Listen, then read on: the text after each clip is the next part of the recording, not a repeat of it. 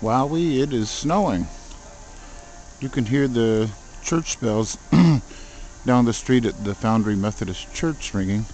That's the church that the Clintons go to. And you can see we're having some snow. They had just cleared this sidewalk a little while ago. It's already covered over again.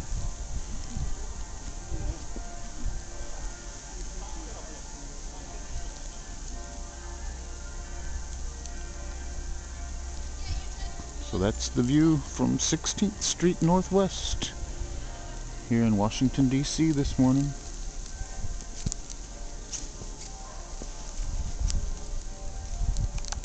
Where the snow's coming down, but good. It's about noon now. About noon on Saturday.